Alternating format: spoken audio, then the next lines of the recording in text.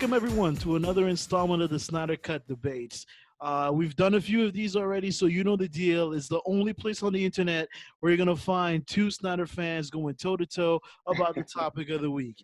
And this week, I am once again joined by Millennial Mike. Mike, how you doing? Doing good. Good to see you again, my friend. How you Great to feeling? be here discussing great topics, great movies amongst great people. Oh, that makes me feel so good. I'm hoping you're talking about me, but with you, we never fucking know. And then on the other side, we have a really dear friend of mine, Vega. How you doing, my dude? Man, doing great, man. Doing great, You, Mike. you, Good to you and see you, I, bro. we kicked off the roundtables together. It's really nice to have you back on again, my friend. Man, yeah, it's very familiar, you know? Yeah, man, you're one of the good ones, man, and congratulations. Thank you, bro. Appreciate it. All right, so that's enough of the nice stuff. All right, so tonight we are here. We're going to debate what are the best scored in a Zack Snyder film. So on one side we have Mike, who chose none other than Batman v Superman: Dawn of Justice, and on the other end we have Michael Vega, who has chosen Sucker Punch. We usually do the coin toss before we start recording, but I forgot. So we're going to do it now. Everything's been on the fly today, hasn't it? So since Vega jumped, since Vega joined on the recording first, he gets to call it in the air. So Vega, call it. Heads or tails? Heads. It's heads. So you pick. Who goes first? You or Mike? Man, I'll let Mike go first. Oh, snap. All right, cool. So, Mike, you're up first. So you have, so we're going to go over the format real quick. You have an initial 3 minutes to give your opening statements, then 2 minutes for a rebuttal, and then 1 minute for a defense.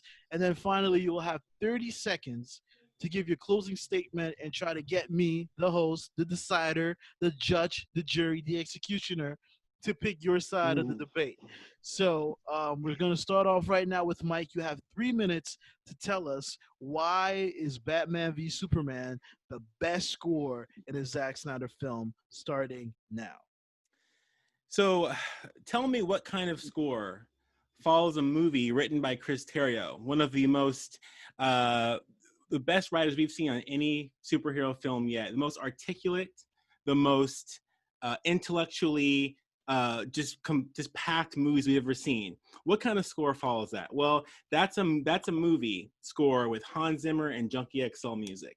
That's a movie with some of the best musical motifs that add to the story of the film. I mean, this music is telling the story right. It's just as much of a character. When you see Batman there, when you hear that music, you feel Batman. When you hear that music, you feel Lex. You hear that harpsichord. When you hear Man of Steel, that music from Superman's theme, you just, all these characters battling for dominance in this epic orchestra. It's the absolute best thing you could possibly imagine. And I can't even imagine what it's going to be like in Justice League, which is going to be the next level. You already lost a point there. We can imagine what it's going to be there. But I'm spending so much time talking about Justice League. And then we have Wonder Woman's theme.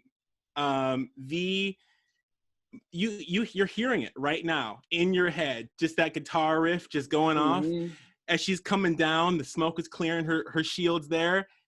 You know, it's just absolutely amazing. 90 seconds. So, with all that said, these characters are so grand. They're so vivid in our memory. We can see them because we can hear them.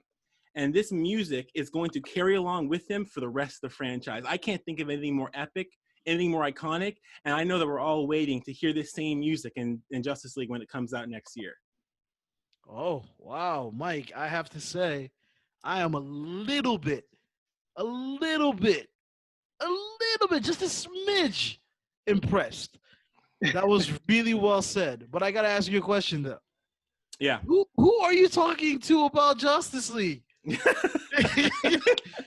Who else? Who are these people that that you're having these discussions about Justice League with? We've been fighting hard. You know the enemy as well as you know your friend.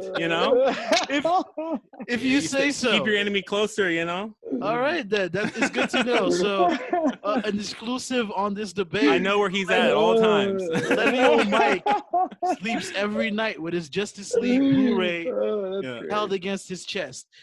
Hey, I'm not James. All right, That's his Vega, thing. it's up to you. You have 3 minutes to tell us why Sucker Punch is the best Zack Snyder score. You have 3 minutes starting now. First, I want to be transparent, like as a mug right now, and say BVS is my favorite score to any Don't be Zack Snyder transparent. film. Don't be transparent. So- You're trying to win, dog. No, we're gonna get there though. See, the thing is I'll be honest. When it came to Sucker Punch, I hadn't even seen it. Like I've always intended to see it. It was one of the films I had, and I always intended to see it, but never just came to seeing it till this moment came. And I'm glad it came because when it comes to scores, this whole movie is driven and carried by the score alone. Like it's heavy on what the job is intended for this film. I'm talking about like the lyrics to the instrumentals, the keys and the guitar riffs that play well to every action sequence. I mean, the starting of the film, they started with "Sweet Dreams," are made of this, featuring Emily Browning, right? And it right there alone in the beginning, it already lets you know where the pace of this film, what it's going to be, and what it's going to be about. We're talking about a girl who's got these visions and dreams or whatever, just going into the different worlds, whatever. But at the same time, there's a suffering happening all around, and they're all sharing this experience. And that's just alone on the first soundtrack, 90 introducing seconds. the pace of the film. Then going forward, I mean, what is it? What was it? Hold on, I had the list here because I honestly the scores really blew me away on this film. The second one was Then Asleep. I mean, I'm gonna name them all because honestly, if you haven't heard these, you need to hear them. You got a time limit, right? Yeah. No, so my whole point to all this, really, honestly, is just, I mean, to me, BVS is up there, but now watching this film, this definitely competes with it any day, just because literally, when you watch this film, if you haven't seen it, the movie is driven by the score. It really is. Like you have to be in tune with the music to understand what's happening in the story, to get the deeper meaning in the story. Because face value, just looking at the visuals, you're gonna get one thing. But when you're listening to the dialogue along with the lyrics to every score, you are in tune with what the message is and what's really going on all at the same time. And I don't know if BVS does that for me. That's just me though. You have 30 more seconds. 30 more seconds. Man, I guess, look, Asleep. Requiem in D minor, Requiem Atenum. Army of Me. Where is my mind? Where's my mind? That's my favorite. Right? Dude, they're all good. I Want It All, the We Were Rocky mashup. I mean, dude, that was just sick. Search and Destroy. Man, Cuando Corpus Mortuus, dude, it's just all sick. Like, I'm telling you, this whole movie, all right, that's the it. Scores drive it. That's it. Oh, awesome. Thank you both. Thank you both. That was really dope. You both brought it. Vega, thank you for just hear you naming these tracks and like instantly I'm like taken back to this movie and I haven't seen it. If you watch the movie, you know. Yeah. Like if you watched it, you know. Yeah, you're absolutely right. Well, as great as that was, we're going into the rebuttal section of the debate now. So, Millennial Mike, you have 2 minutes to rebut Vega's very well-made points. So, you have 2 minutes starting now. Mm-hmm. Yeah, I really appreciate your passion for the score, and it's a good score if only it was a score, because it's really a soundtrack. A lot of those songs are a soundtrack, and what is more, let's even say that it is a score. A lot of the lyrics on there are pretty, I don't know, they're pretty silver spoony. They're kind of spoon feeding you, sweet dreams. I mean, come on. Come on. It's okay. You could probably add some subtext to the movie without having to sing it. And to top it off, you can still do all of that. As a matter of fact, BVS does all of this so well. Like I said, these music establishes the characters subtly over time. It's something that you can slowly crescendo and kind of hint at the characters there in the background while you have a larger sound coming in the foreground to symbolize power and different dynamics like that. You have all of this subtle nuance going on with the music that a soundtrack where they're basically singing what's happening as the movie goes along is, it's okay. But, and just to kind of drive the point in, I think you even realize that because you yourself said that BVS score is better. So, I mean, with all that said, yeah, the music is good. I could listen to all those songs on their own, but as a score, it has to be the narrative. It has to drive that film, and that you can't, when you listen to the music as it's playing with the visuals, that's where BVS shines. Well said, Mike. Thank you very much. Damn, Vega, this man came right at you. He did. He took, and I don't blame him. Bro, he snatched that hat right off your head, spat in it, and then put it back. Is it because is it the Boston hat? It's the Boston hat. Bro, it came with New York or something. You can't just sit there and have that. You gotta get back at him. So I'm giving you 2 whole minutes to get back at this man. Look, all I'm gonna say is this is hold up. I could tell. Hold up. You got 2 minutes starting okay. now. Yep. Go. Okay. All right. Well, let me just say this. As you were speaking, and I think we can all attest to this, I could see you were struggling to speak that truth that I'm not even sure really is your truth, man. Because honestly, to sit there with a straight face and say that the movie is not driven by the score, but to then somewhat agree with you, yeah, you're right. It's more of a soundtracks platform, right? But there's 2 things that I think that's even more hats off to who chose these tracks, is because it's one thing to put a sound behind the scene and you kind of you're focused on one thing and one thing alone. It's just, let me get the right sound as far as like an instrumental, some sort of instrument or sound. And not to say that it's super easy, but when we're comparing that to trying to find a full down track that's going to have the right lyrics that actually hit at the right time with the right scene, the right moment, to me, that just seems like a lot more work. And I would congratulate someone more for putting that kind of work into a film. And like I said, other than that, when they do put it in the film, it actually is somewhat in a score platform, because a lot of it is split in between, especially in the action scenes. You're not really always hearing the soundtracks. You're actually then hearing instrumentals that 30 seconds. mesh very well with the soundtracks. So on that note, it's still a score, man. And you know what? I'm not gonna lie between my teeth and say that BVS don't got it going on, because it does have it going on when it comes to the score. I ain't even gonna take nothing from BVS as far as that's concerned, because it is what it is, man. All right. Y'all are still too nice to each other. What do I gotta do? What I gotta do? Like Vega, do I gotta tell you the stuff that Mike was saying about you off the gun? Because if you heard that stuff, you wouldn't be giving them any kind of props. And Mike, like, I was talking to Vega the other day, and he said some stuff about you that if you heard, you would be so mad. Like, so mad. Like, he said that Justice League sweater that you wearing, that you stole it. He said, hey, I mean, it still sounds like I'm a fan either way, I'm gonna stick my neck out either way. So all right. So that's a true one. So next up, you guys each have 1 more minute to defend your positions. Mike, we're gonna let you go first. You have 1 minute starting now.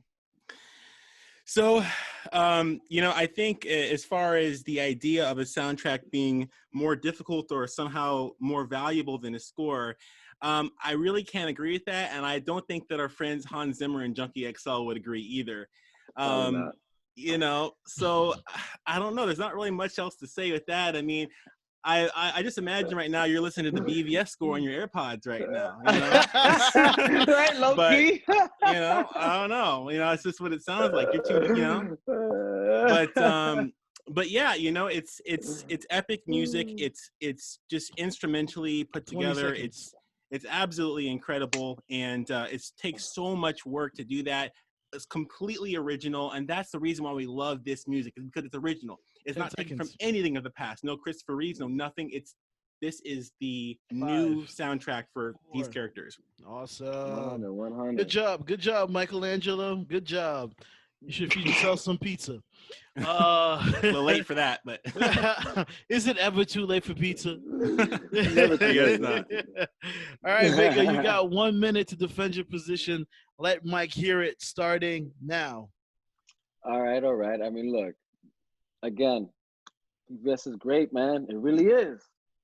But really hearing Sucker Punch for the first time, actually, I watched 3 times in a row just to, get fully, fed what it is. And I gotta say, man, I'm just superly impressed with this soundtrack. Whatever you want to call it. Call it what you want, Mike. Call it what you want. But you just can't deny the fact that these soundtracks play well to the movie. It doesn't downgrade it in any way. It complements it very well. I mean, 25 because seconds. Zack Snyder alone is a beast behind the camera. We got Larry Fong on, doing what he does. I mean, they got a full cast and crew doing their thing. But bro, this soundtrack really goes well with this movie, man. There's just no fighting that, man. Whether it's 10 a soundtrack seconds. or score, take it as you want, Mike. It is what it is, man. Honestly, and you know what? Maybe I am playing BVS in these AirPods. Maybe I am. Maybe I am. Thumbs Man. up. Vega don't want to win, man. That's what I'm getting from this whole thing. Vega does not want this victory. All right. So I think you've both done pretty well so far. So you both have 30 seconds left for your closing statements. Mike, once more, you start us off on that. So your 30 seconds start right now. Well, it was a good match. I appreciate the valiant effort. I could definitely see, you're grasping for straws a little bit, talking about Larry Fong and Zach behind the camera. I'm sorry, last I checked, we're talking about the score. Anyway, I think Hans Zimmer and Junkie XL, would have a few things to say about it. I think the clear winner, the clear undisputed winner here is the real masters of musical cinema. Wow. Not bad, Mike. Not bad. Vega, you got 30 seconds, man. This is your last chance. So close this off well. 30 seconds starting now. Look, all I can say is when we're talking about Sucker Punch, we're talking about a series of tracks from all different kind of artists, that have different visions, have different sounds, different ways of doing their music. The fact that they can take all that and mesh it so well together, as opposed to like 1 to 2 guys having the whole thing to themselves. I mean, it is what it is, man. But Sucker Punch, really, with all that talent going on, it's a lot, man. It's fully loaded, dude. It's just fully loaded, bro. All right, that's it. It's fully loaded. It really is. And this debate was also fully loaded. There's a lot to digest here. Damn. I feel like I ate pizza at 2 o'clock in the morning. But man, you guys were both really, really good. You both made some great points. I think Mike really hit home when he talked about the originality of the BVS soundtrack, that it's something that is created from the ground up for the very purpose of this film, for these characters and 100. iteration of them. I think that he hit it the nail right on the head, talking about how it's epic in its everything. So definitely, Mike, you made such a great point of that. But Vega is also right. Vega is also right about the difficulty of taking these different tracks from different genres, different artists with different styles, and finding ways of establishing them into the world of Sucker Punch and kind of adding it to the many seeds of the storytelling that's being told within that film. Because that's what's great about Sucker Punch, is that so many things are happening on different levels, and not just in the visuals, the music as well. It isn't like Eurythmics, So I think that you guys can both guess from the way that I'm talking at who my winner is. And I'm sorry, Millennial Mike, but I gotta give it to Vega. You are the winner for tonight's debate. Thank you both. You both brought it. It was really exciting. It was a lot of fun. But Vega took it. So Vega, you got your victory lap. What you gonna do with it? Man, look, Mike, great opponent, man. Great opponent. Hats off to you. I mean, honestly, if I had the choice, I probably would have went with BVS, to be honest. Could you Well, stop? but Like, stop, bro. but Like, I destiny almost is didn't give it all. to you because of this, Destiny is man. all. Destiny is all, and I'm telling you, Sucker Punch is it's nothing to play with. Like, it's really, man. When we're talking about a movie that's driven by the score or the soundtrack, that's one of those films, man. Heavily, Awesome. like, it carries it. Awesome. Yeah. Thank you, guys. Hey, good game. Yeah, you guys were both great. You guys were both fantastic. Thank you so much. And again, thank you to the Release the Snyder Cut account for giving us this platform to be able to do this. And thank you to the viewers and the listeners for taking their time out of their day to check us out and to watch us debate these topics about these movies that we all love so much. And we would really appreciate it if you like the video, please hit the like, please subscribe to the channel, and hit that bell so that you will be notified the moment that another one of the Release the Snyder Cut debates is posted on YouTube. Before we head out, Vega, why don't you tell people where they can find you? You can find me on Twitter at this Vega the Boss, Instagram Vega the Boss, and on YouTube Il Divino. That's IL space DIVINO Vega. All right, man. And Vega, I also know that you're a rapper, man. You know, that's why we chose you for this debate, man. You're like deep in the music, man. So come on, man, plug your shit, man. So yeah. Look, if you're interested in playing my music, it's on every platform you can find music: Spotify, Apple Music, iTunes, Google Play Music, all that stuff. Tidal, everything. It's Gemini Tendencies, and under there you could either find me as Vega or Michael Vega as well. All right, and I can personally vouch for it. I've checked out his album, and it's actually very, very good. So please give my man some listen. And I think that as a community, we should all support each other's passions. So please support my man Vega. Millennial Mike, what about you? Where can people find you? And if you got anything to plug, this is the time to do it, boss. I'm Millennial Mike at Velcro16 on Twitter. That's VELKRO16. Velcro spelled wrong with a K. You can find my content at The Exiles Net on Twitter, The Exiles Net, or anywhere you find podcasts at The Exiles Network. You can email us at thefilmexiles@gmail.com. And be about it. Be about it. Thank you very much, Mike. And you can find me at Man United 0710. Please follow the Release the Snyder Cut account. Please continue doing all the great things that you're doing. Bring your passion, bring your loves, and once again, thank you very much to everybody involved. And before we head out, remember, Release the Snyder Cut. Woo! We're out.